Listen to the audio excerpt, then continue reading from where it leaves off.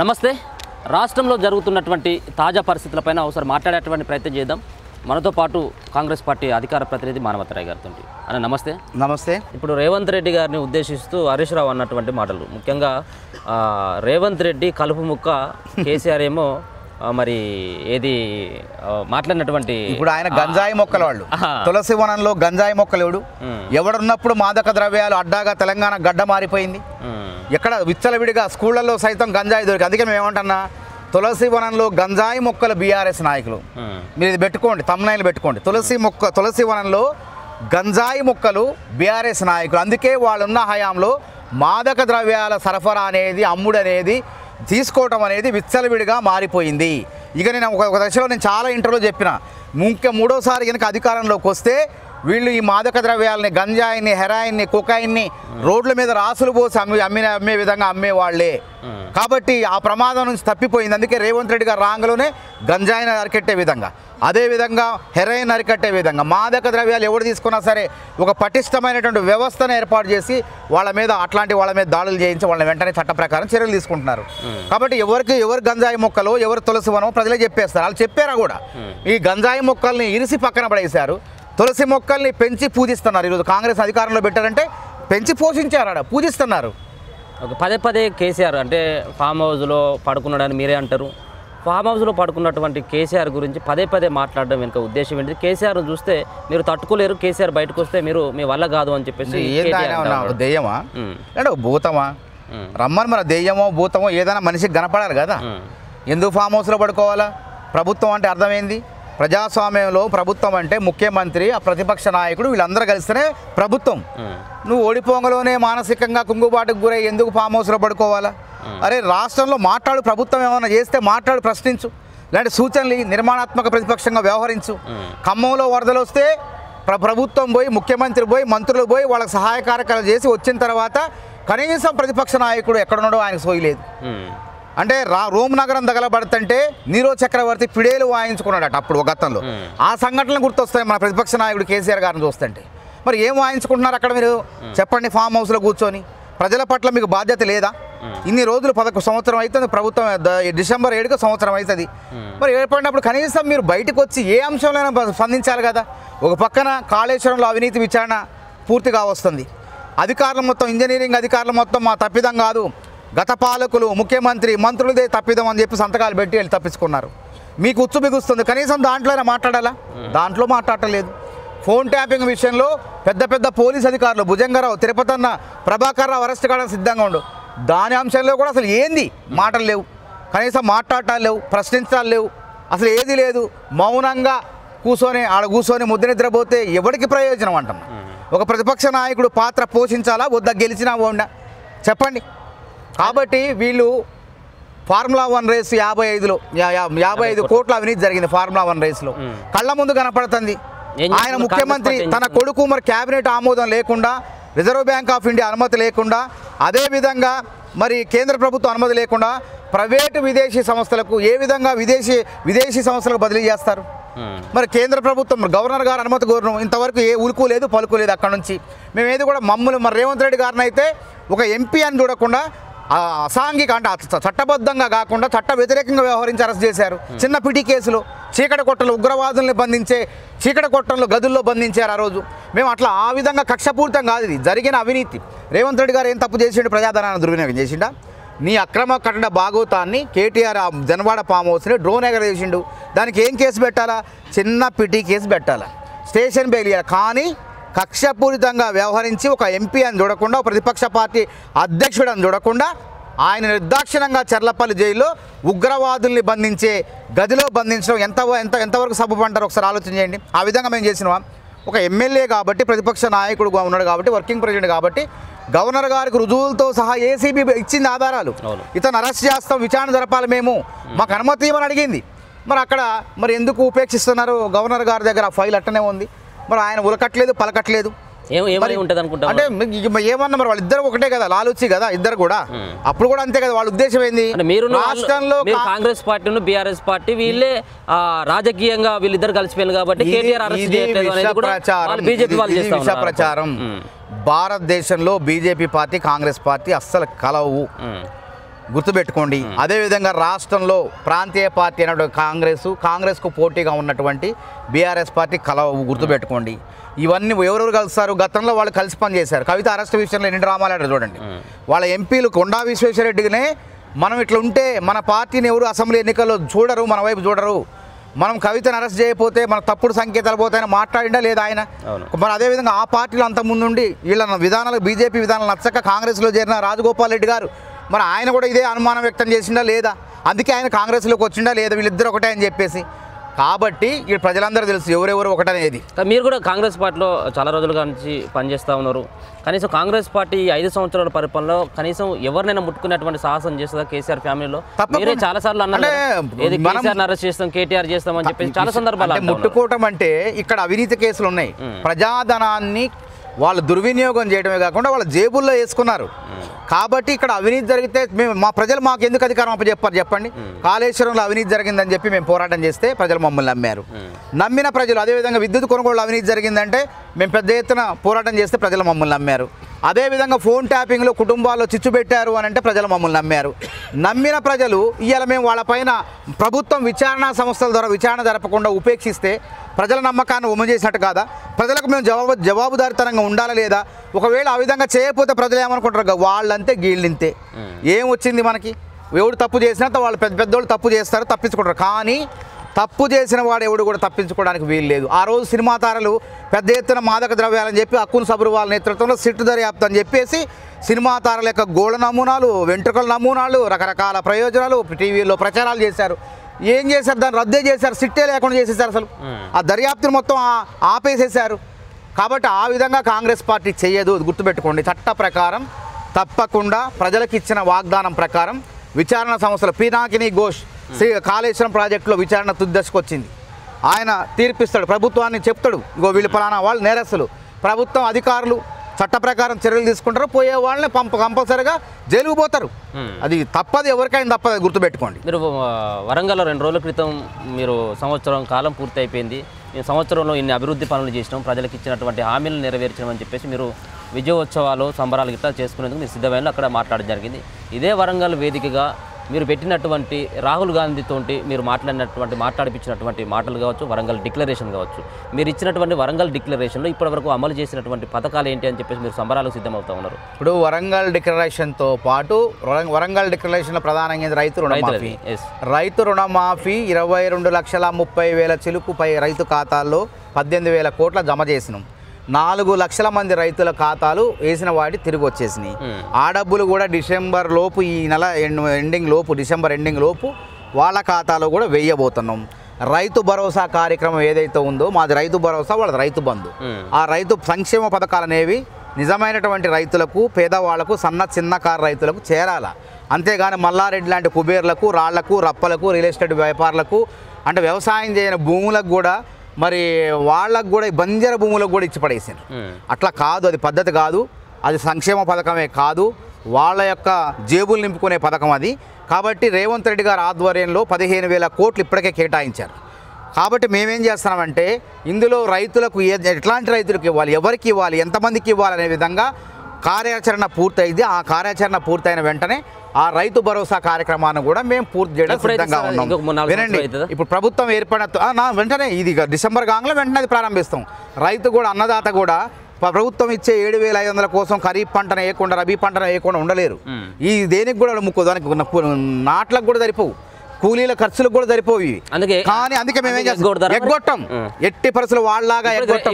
వాళ్ళు డబుల్ బెడ్రూమ్లు ఇల్లు కడతా, రాష్ట్ర వ్యాప్తంగా కడతా అని చెప్పి 2,91,000 ఇల్లు కడతా అని చెప్పి వాళ్ళు కట్టింది 1,50,000 కూడా కట్టలేదు. సరిగా కట్టని ఇల్లు కూడా లబ్ధిదారులకి లేదు. ఇప్పుడు మేము ఈ సంవత్సరంలో 4,50,000 ఇల్లు 20,000 కోట్లు పెట్టి గ్రామాల్లో సభల ద్వారా ఎంపిక చేస్తున్నాం. ఎవరైతే పేదవాళ్ళు ఉన్నారో వాళ్ళ ఖాతాల్లో 5 లక్షలు వేయబోతున్నాం. ఇది అభివృద్ధి. గతంలో 20 లక్షల ఇల్లు కట్టినాం, 20 లక్షల అసైన్ భూములు పంచి ఇచ్చినాక కదా మీరు సంబరాలు చేస్తారు. అవును, అమలు చేస్తున్నాం. ప్రారంభమైతే త్వరలో నేను అదే ఎక్కడికి పోయినా ఏ ఊరైనా పోదాం మనం. కాంగ్రెస్ పార్టీ కట్టినటువంటి నిర్మించి ఇచ్చినటువంటి ఇందిరమ్మ ఇల్లు ఉంటుంది తప్ప డబుల్ బెడ్రూమ్లు కనపడవు. కాబట్టి మళ్ళీ రేపు ఇంకా ఏడాది పూర్తయ్యే లోపు, ఇంకో ఏడాది లోపు తప్పకుండా మనం రాష్ట్ర వ్యాప్తంగా 4.5 లక్షల ఇందిరమ్మ ఇళ్ళని చూస్తాం. ఓకే. మొత్తం 5 ఏళ్లలో లెక్క పెడితే 20 లక్షల ఇల్లు అవుతాయి. కాబట్టి పేదవాడికి గూడు పెట్టినా కాంగ్రెస్ పార్టీని. ఇంకొకటి సబ్సిడీ గృహజ్యోతి పథకం కింద అమలు కావట్లేదు అంటున్నారు, తప్పది. గృహజ్యోతి పథకం కింద 49 లక్షల పైచిలకు లబ్ధిదారులకు మేము ఉచిత 200 యూనిట్లకు ఉచిత విద్యుత్ ఇస్తున్నాం. ఇది నిజం. సమాచార హక్కు చట్టం ద్వారా తెచ్చుకోండి. ఈ పథకం కొనసాగుతుంది. అదేవిధంగా 46 లక్షల మందికి 500కే సబ్సిడీకి సిలిండర్ ఇస్తున్నాం. ఇది అబద్ధం కాదు. వాళ్ళలాగా మేము అబద్ధం ఆడలేము. కాబట్టి మొత్తం వాళ్ళు దరఖాస్తు చేసుకున్నది ఎంతమంది? మొత్తం మనం అప్పుడు ఆ రోజు మీరు అన్ని ఏ పథకాలు కావాలని చెప్పి ప్రజాపాలనలో దరఖాస్తు చేసుకోమంటే ఇంటింటికి దరఖాస్తు, మున్సిపాలిటీలో, పంచాయతీలో, గ్రామ సభల్లో దరఖాస్తు చేసుకున్న వాళ్ళే మా అంటే 1,60,00,000 కుటుంబాలు దరఖాస్తు చేసుకోవడం జరిగింది. అందులో దాదాపు ఎవరైతే అర్హులైతే ఉన్నారో వాళ్ళందరినీ కూడా చెప్పి వాళ్ళందరికీ కూడా సంక్షేమ పదాలు అందుతూనే ఉన్నాయి. ఇంకా మేము అమలు చేయాల్సిన ఏంది? ఆరోగ్యశ్రీ 10 లక్షలు పెంచినవా? అది అమలు అయితేనే ఉంది. పేదవాళ్ళందరూ కూడా వైద్యం చేయించుకుంటున్నారు. అదేవిధంగా ఇంకొక పథకం విషయం వచ్చినట్లయితే ఉచిత బస్సు పథకం. ఇప్పటికి 107 కోట్ల మంది మహిళలు, భారతదేశ జనాభా 145 కోట్లు అయితే ఈ తెలంగాణలో డిసెంబర్ 9, 2023 నుంచి ఇప్పటి వరకు కూడా నిన్నటి వరకు ఇంకా పెరిగే ఉంటుంది. మహిళలు వాళ్ళ యొక్క పనుల నిమిత్తం ఉద్యోగాలు, ప్రైవేట్ ఉద్యోగాలు చేసేవాళ్ళు, ఫ్యాక్టరీలకు పోయేవాళ్ళు, చిన్న చిరు వ్యాపారులు, మహిళలు, విద్యార్థులు బస్ పాసులు తీసుకోకుండా ప్రయాణం చేసిన వాళ్ళ సంఖ్య 107 కోట్లు ఉన్నది.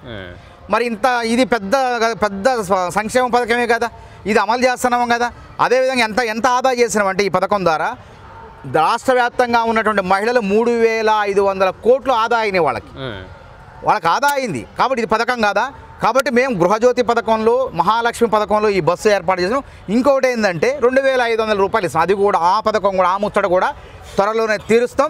ఎగ్గొట్టేది ఆసరా పెన్షన్లు కూడా త్వరలోనే ఇవ్వాలి. మీరు చదువుకున్న శుభవార్త తినబోయారు. త్వరలోనే ఆసరా పెన్షన్లు కూడా పెంచే కార్యక్రమాలు, ఆసరా పెన్షన్లు పెంచి స్థానిక సంస్థల ఎన్నికలకు మేము వెళ్తాం. మీరు నిరుద్యోగ జేఏసీ చైర్మన్గా ఉన్నారు. ముఖ్యంగా మీరు ఇచ్చినటువంటి హామీల్లో ప్రధానమైనటువంటి హామీ 2 లక్షల ఉద్యోగాలకు సంబంధించినటువంటి అంశం. మీరు ఇప్పటివరకు ఇచ్చిందేమో మీరు 50,000, 58,000 మాత్రమే పరిమితం అయిపోయింది. ఇంకొక 10 రోజులు అవుతుంటే సంవత్సర కాలం పూర్తయిపోతుంది. మీరేమో విద్యార్థి నిరుద్యోగ కృతజ్ఞత సభ అని చెప్పేసి మీరు ఏర్పాట్లు చేస్తూ ఉన్నారు. ఇంకొక పక్కన నిరుద్యోగులను అడిగితే మేము రాళ్లతో సమాధానం చెప్తాం, మేము ఓయూలు అని చెప్పేసి వాళ్ళు కూడా సవాల్ విసురుతూ ఉన్నారు. మీరు ఇచ్చినటువంటి ఉద్యోగాలు ఏంది? మీరు ఇచ్చినటువంటి హామీని మీరు నెరవేర్చే ప్రయత్నం చేస్తారు. సంవత్సరంలో 2 లక్షలు, ఇంకా కేవలం ఇంకో 10-15 రోజులు అయితే మీరు ఆల్రెడీ సంవత్సరాల కాలం పూర్తి చేసుకున్నటువంటి పరిస్థితి ఉంటుంది. ఇప్పుడు రాళ్లతో సమాధానం చెప్పేటనేవాడు నిరుద్యోగి కాదు. నిరుద్యోగి సంబరంలో ఉండు, సంతోషంగా ఉండు. ఎందుకు ఉన్నాడంటే ఇప్పుడు ఈ రోజు కన్నా కానిస్టేబుల్ వాళ్ళ ఉద్యోగాలు 8,000 మందికి వచ్చిన అంటే మొత్తం 60,000 ఉద్యోగాలు భర్తీ అయినాయి. ఎట్లా భర్తీ అయినాయి? వాళ్ళకి చేత కానీ మేము చేతనైంది చూపించినాం. వాళ్లకు ఉద్యోగాలు ఇవ్వటం ఇష్టం లేదు. అందుకే ఆ రోజు తెలంగాణ 2014లో తెలంగాణ ఏర్పడినప్పుడు కేసీఆర్ గారు మేము అడిగిన శ్వేతపత్రం విడుదల చేయండి, ఎన్ని ఉద్యోగాలు ఉన్నాయి అన్నాం.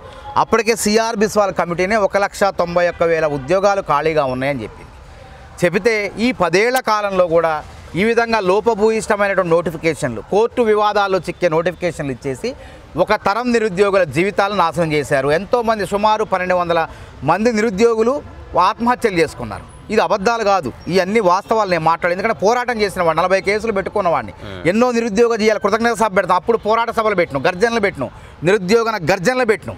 ఇదే రేవంత్ రెడ్డి గారు ప్రతిపక్ష నాయకుడిగా ఉన్నప్పుడు ఇదే ఆర్ట్స్ కాలేజ్ దగ్గర తీసుకొచ్చి తొలి సభ పెట్టినాం. ఆ రోజు మీరు ప్రభుత్వంలో భాగస్వాములు కాబట్టి మంచి చేసినప్పుడు ఎవరినైనా అభినందించాలి, చెడు చేసినట్లయితే ప్రశ్నించాలి. అయితే కాంగ్రెస్ పార్టీ అధికారంలోకి వచ్చిన తర్వాత ఇప్పటి వరకు నిరుద్యోగులకు ఏం మంచి చేసిందని అంటే ఒక మంచి విప్లవాత్మకమైనటువంటి దూరంలో ముందుకు పోతుంది. ఫస్ట్ విద్యారంగాన్ని ప్రక్షాళన చేసే కార్యక్రమం చేసింది, విద్యా కమిషన్ వేసింది. అదేవిధంగా విద్యా కమిషన్తో పాటు తెలంగాణ విద్యార్థి నిరుద్యోగులకు నైపుణ్యాలు పెంచాలని చెప్పేసి నైపుణ్య విశ్వవిద్యాలయాన్ని ఏర్పాటు చేసింది. తరగతులు ప్రారంభమైనవి. తెలంగాణ క్రీడా స్ఫూర్తి దేశం మొత్తం ఉండాలి, తెలంగాణ బిడ్డలు క్రీడల్లో అంతర్జాతీయ ఒలింపిక్ క్రీడల్లో రాణించాలి, భారతదేశానికి గుర్తింపు తేవాలి, మంచి పేరు తేవాలని చెప్పేసి మరి క్రీడా విశ్వవిద్యాలయం, యంగ్ ఇండియాస్ క్రీడా విశ్వవిద్యాలయాన్ని ప్రారంభించడం జరుగుతుంది. మరి ఇది మంచి పని కాదా? అదేవిధంగా 55-60 ఉద్యోగాలను ఎట్టభర్తీ చేసినాం. జీవో నెంబర్ 3 తీసుకొచ్చి సుప్రీంకోర్టు హారిజాంటల్ రిజర్వేషన్ ఉండాలని చెప్పింది. అంటే ప్రభుత్వ ఉద్యోగాల్లో సమప్రాధాన్యత, అన్ని వర్గాలకు సమప్రాధాన్యత ఉండాలి. మహిళల శాతం మహిళలకు ఉండాలా, దివ్యాంగుల శాతం దివ్యాంగులకు ఉండాలా, మరి లింగ మార్పిడి చేసుకున్నటువంటి వాళ్ళకు అవకాశం ఇవ్వాలి, వాళ్ళ పర్సెంటేజ్ వాళ్ళకి ఇవ్వాలి, క్రీడాకారులకు కూడా అవకాశం ఇవ్వాలి ప్రభుత్వ ఉద్యోగాలంటే. కేసీఆర్ గారు సుప్రీంకోర్టు తీర్పు వచ్చిన తర్వాత కూడా దాన్ని పట్టించుకోకుండా కావాలని చెప్పి లోపభూయిష్టమైన జీవో ఇచ్చేసి ఉద్యోగాల నోటిఫికేషన్ ఇస్తే నిలుస్తాయా? అప్పటికే చాలామంది కోర్టులకు పోయారు. కాబట్టి వాళ్ళు చేయలేకపోయారు. వాళ్ళు చేయలేని పని ముఖ్యమంత్రి రేవంత్ రెడ్డి చేసి నిరూపించిండు. 60,000 మంది నిరుద్యోగుల్ని 60,000 మంది ఉద్యోగులుగా మార్చిన ఘనత ముఖ్యమంత్రి రేవంత్ రెడ్డి గారిది. ఎల్బీ స్టేడియంలో టీచర్లు 11,000 మంది మేము చూస్తే వాళ్ళు ఆనంద బాష్పాలతో ఆ ఎల్బీ స్టేడియం మొత్తం కూడా తడిసిపోయింది. చాలామంది కోదాడ, ఖమ్మం, కొన్ని ప్రాంత ఏరియాలో, వరంగల్లో రేవంత్ రెడ్డి గారు చివరి దశలో ఉన్నటువంటి నిరుద్యోగులు వయోపరిమితి దాటిపోతుంది, నాకు ఉద్యోగం రాదు అని నిరాశానుస్పృహలో ఉన్నటువంటి వాళ్ళు టీచర్లు అయిపోయారు. రేవంత్ రెడ్డి గారి ఫోటోని వాళ్ళ ఇళ్ళలో పెట్టుకుని ఇప్పటికీ ఉన్నాయి. మనం బోదాంపాండి కెమెరా తీసుకొని ఇప్పుడు నేను చెప్పడం అబద్ధం కాదు. అశోక్ నగర్లో నేను ఒకటి చెప్తున్నా, ఎవడైనా ఎగ్జామ్ పెట్టాలి, పరీక్ష పెట్టాలి, పారదర్శకంగా పెట్టాలి అని అంటారే తప్ప ఎగ్జామ్ పెట్టొద్దు అని పోరాటం చేసేది అనేది పోరాటం కాదు, అది కృత్రిమ ఉద్యమం. గుర్తుపెట్టుకోండి, ఇది తప్పు. ఏదైనా పరీక్షా పత్రాలు అంటే పోటీ పరీక్షల ప్రశ్నాపత్రాలు లీకులైతే ఏ నిరుద్యోగైనా ఎవరైనా పోరాటం చేస్తే దాంట్లో అర్థం ఉంటుంది. అసలు లీకే కాలేదు, పారదర్శకంగా పరీక్షలు పెడతామనంటే ఎందుకు వద్దనంటున్నారు? దాని వెనక ఏ శక్తులు ఉన్నాయి? ఆడ గ్రూప్ 1 విషయంలో 29 జీవో విషయంలో విష ప్రచారం చేశారు. ఎస్సీ, ఎస్టీ, బీసీ సామాజిక వర్గాలకు అన్యాయం జరుగుతుందన్నారు. తీరా ఫలితాలు వచ్చిన తర్వాత ఏమైంది? మెయిన్స్ పరీక్ష రాసిన తర్వాత ప్రిలిమ్స్ నుంచి మెయిన్స్కి ఎంతమంది అర్హత సాధించారంటే 17,000 మంది మెయిన్స్కు బీసీలు అర్హత సాధించారు. అదేవిధంగా ఓసీలు ఈడబ్ల్యూఎస్ ఓసీలు కలిపితే 5,000 మందే. అదేవిధంగా ఎస్సీలు 3,500 మంది అర్హత సాధించారు.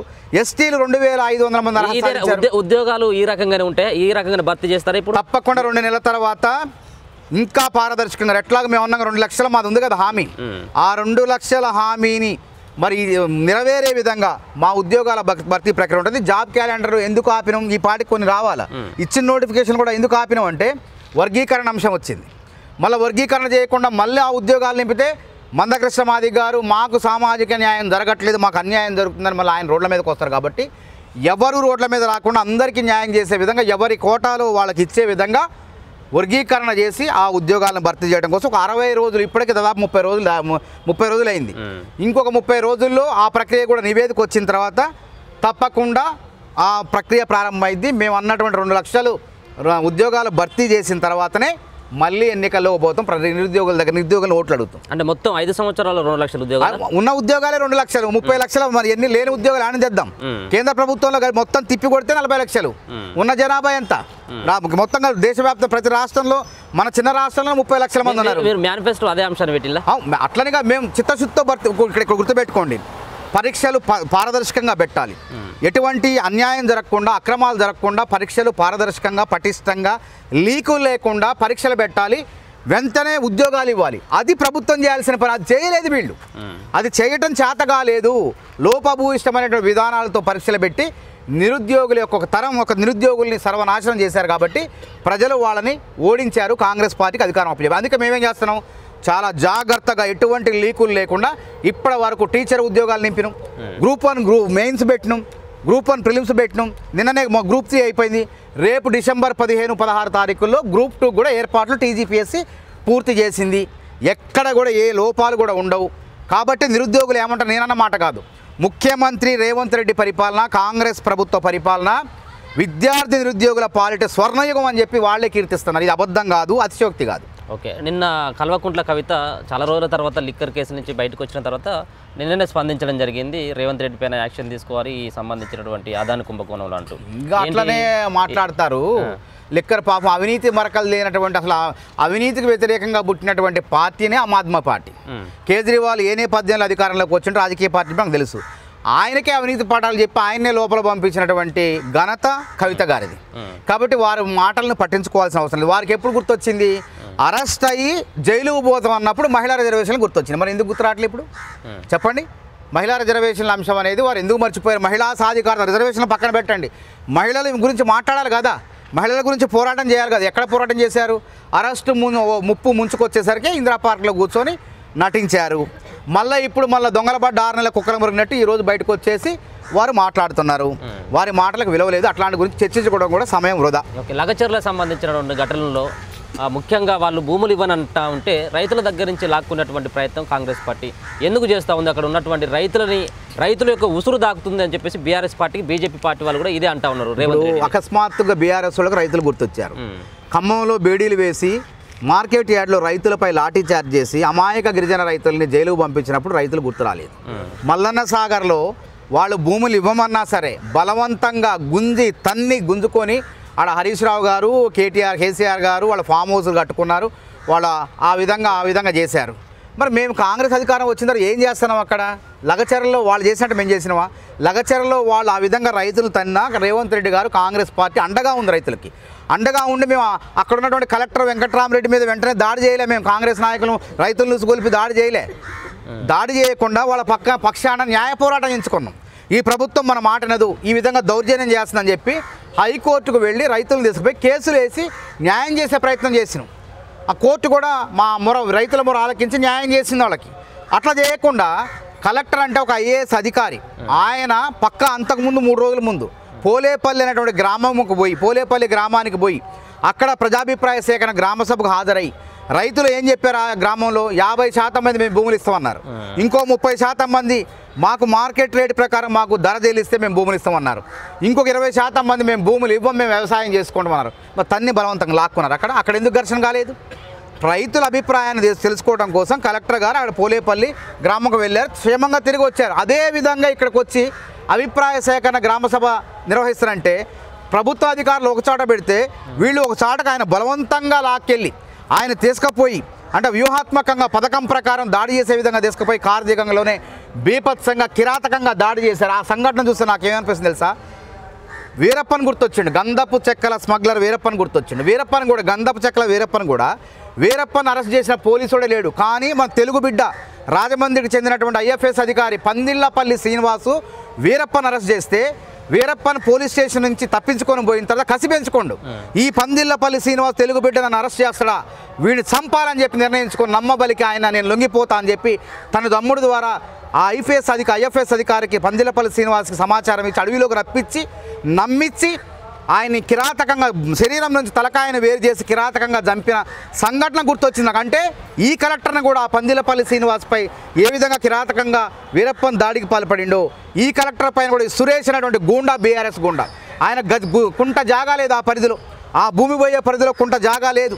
అదేవిధంగా 19 మంది ఈ సురేష్తో పాటు అట్లాంటి వాళ్ళే భూమి లేని వాళ్ళు కలెక్టర్ పైన మరి పాశవికంగా కిరాతకంగా దాడి చేశారు. అందుకే నాకు ఆ సంఘటన గుర్తొచ్చింది. దేవుడి దయ కలెక్టర్ గారు తప్పించుకున్నారు. ఆయన అంటే కలెక్టర్నే భయపట్టే విధంగా దాడి చేశారంటే పాప ఆయన బయటికి చెప్పుకోలేకపోతున్నాడు. కలెక్టర్ పైన దాడి జరిగితే ఆ భయం కంపించలేని కలెక్టర్ ఏ విధంగా బయటకు చెప్తాడు? దాడి జరగలేదా? మనం వీడియోలు చూడలేదా? వాళ్ళే ప్రచారం చేశారు కదా వీడియోలన్నీ కూడా. ఆ వీడియోలు అంత భయంకరంగా ఒక ఐఏఎస్ అధికారిని ఆ విధంగా దాడి చేస్తే ఇది ప్రజాస్వామ్య రాజ్యమా లేకుంటే ఆటవిక దేశమా? అంటే వాళ్ళు అధికారంలో ఉన్నప్పుడు బీహార్ రాజ్యాన్ని చేశారు తెలంగాణని. అధికారం కోల్పోయిన వాళ్ళ రక్తంలో బీహార్ మూలాలు ఉన్నాయి కాబట్టి అధికారం కోల్పోయిన అదే రౌడీజాన్ని గుండాయిజాన్ని ప్రదర్శించి కాంగ్రెస్ ప్రభుత్వంపై రేవంత్ రెడ్డిపై ప్రధానంగా కొడంగల్ నియోజకవర్గంలో రేవంత్ రెడ్డికి కొడంగల్ ప్రజలు ఎదురు తిరిగితే ఇంకేముంది అని చెప్పే తప్పుడు సంకేతాలు పంపడం కోసం రేవంత్ రెడ్డి పైన కాంగ్రెస్ పార్టీ పైన కుట్ర చేసే విధంగా కేటీఆర్ గారి ఆ దాడిని ప్రేరేపించడానికి సాక్ష్యాధారాలు బయటపడ్డామని. కాబట్టి అది కృత్రిమ ఉద్యమం. అది అట్లాంటి కృత్రిమ ఉద్యమాలు చరిత్రలో ఎక్కడ కూడా విజయం సాధించవు, గుర్తుపెట్టుకోండి. Okay, right, thank you.